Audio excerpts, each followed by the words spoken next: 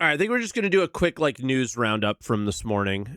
Um, Yesterday started the event I was like pretty critical of, and I did watch some content of other streamers playing it, in particularly just Space Cutlet, and yeah, it's they need a lot more game to be able to do this, I think. But Pricing Surge went live, and yeah, today we're introducing Pricing Surge, a new limited time in-game activity. As we move through 2026, Star Citizen is evolving not just in what we deliver, but how we deliver it, alongside upcoming changes to patch scheduling that we'll talk about in more detail soon. You got to assume this is a Jared. Anytime they don't talk about something that is already happening, it's because Jared wants to talk about it, right? Timu Jumptown, the better version. I think the better version of Jumptown. The Jumptown was cool and all, but I think it's much better to do Jumptown in this way. It's the timing of it that's very weird. Um, like I know they have these like plans that they want to do things and all that stuff, but it's just like, was this the right patch to start this with? A little bit weird. We're also starting to roll out smaller targeted pieces of content that can go live without waiting for a full patch. Pricing Surge is the first of these. The goal is to create a short-term, high-impact opportunities in the live universe to react to what's happening in the verse, to give players new ways to engage and let us adjust and iterate faster based on how you play. Um, I imagine not many people are interacting with this or even know it's there. So what is Pricing Surge? Taking the advantage of a glut of salvage Atlassium in the wake of an unusually high number of capital ship battles. A few clever vendors in the Stanton system have cornered the market of the rare material, selling it at a premium price.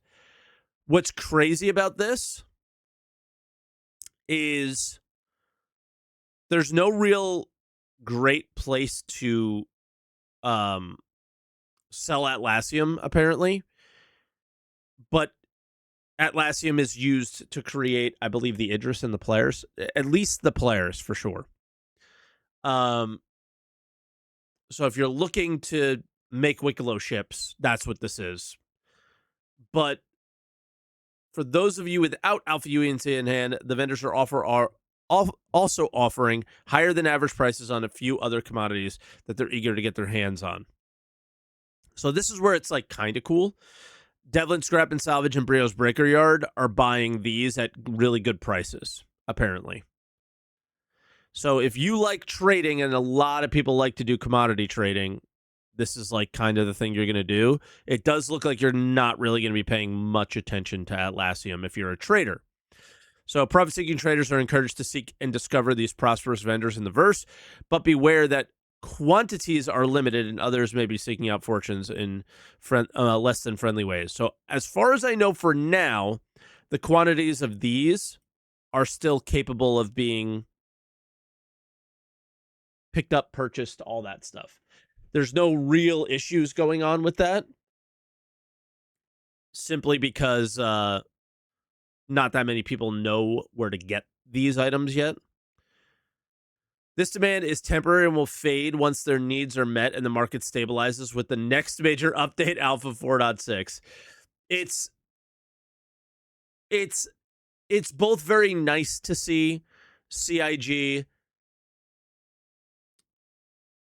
want to do something like this. It is also so very frustrating to see that it has nothing to do with us, isn't affected by us, and is just pressed with a button in Alpha 4 dot whatever, right?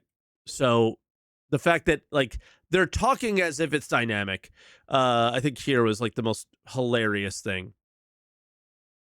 Pricing Surge is the first of these. The goal is to create short-term, high-impact opportunities in the live universe that react to what is happening in the verse. No, it doesn't. It reacts to some dev at the company who decided that this was a good idea, and someone said, yeah, sure, go ahead, and he presses a button. Right? So this being in the game is great, but I'd like you to think back to, I believe, more than 5 years ago, Tony Z sitting at a table saying these won't be dynamic when he was talking about dynamic events. And then saying all this, when you deliver this much cargo to this thing, then the dynamic event will trigger. And then never did it. Never did it. This is 6 years in the making, still hasn't happened.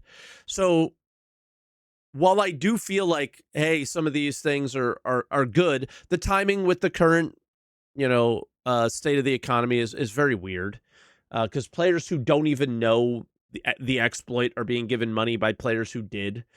Players who don't know the exploit are being given by other players who didn't know the exploit, that were given money by the players who didn't know the exploit, that were given money by players who knew the exploit.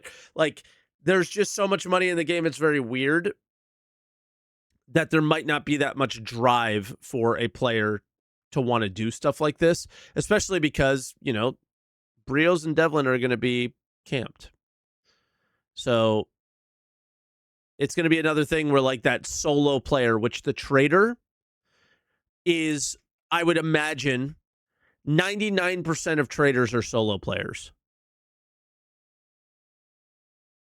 Right? 99% of them are solo players. So how does this help them? So it's a little bit weird. But yeah, in the end, I don't care. I'm not mad about any of this. I like that they're trying it. And, the big thing here is what was said.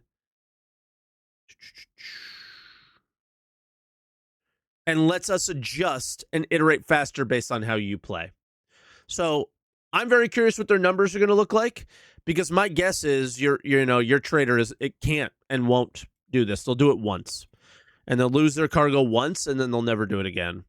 When Space Cutlet is sitting there attacking them, I will say, Space Cutlet was who's a known pirate in the game, was running cargo, and there was other guys going there, and they were just like, oh yeah, leave him alone.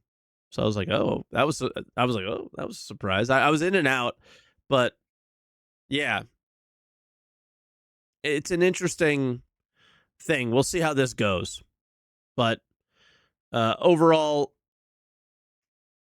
nice attempt, but we'll see what happens. Roadmap roundup is next. I don't think there's going to be anything of any note or surprise here. Cockpit light amplification lamp is being implemented. So this is just the 4.6 cards being added that we already know. Clearing air is the event about the mold outbreak. New resource gathering missions. They're not mining missions. They're not salvage missions. They're gathering missions, because you can gather by going and buying at a NPC outpost and then turn this stuff in. All of these items, which is odd. Now, I did have Elliot in my chat yesterday. I said, hey, love the idea of mining missions, but these don't feel like mining missions because you're asking me to refine stuff. What are your thoughts?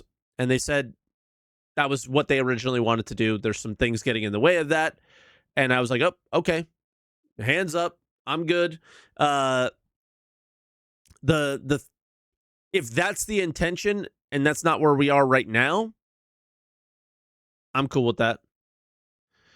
Kelto, ship supply kiosks. I haven't checked this out yet, but apparently at every major space station in the cities in Stanton. So they have Keltos that give you access to like engineering tools and essential provisions. So, hey, forget your multi-tool. That makes it possible. No, the cities had Kelto, but at the space station, there's nothing. So you always had to take the tram to get to the location to buy something. You no longer have to take the tram anymore. It's directed from your directly off of your hangar elevator. So that's a big thing. Okay, this is the only surprise, but I noticed it a little bit, was updating visual material and texture for the following weapons and equipment. P4AR, FS9, P6LR, Max Lift Tractor Beam, Cambio SRT, Cure Life Paramed, Medical Device, and Ripper SMG. All of these, except for the Ripper, that I picked up, which I didn't see the FS9 or P6LR yet, just didn't have like a paint on them. They were like white box colored, like that gray color.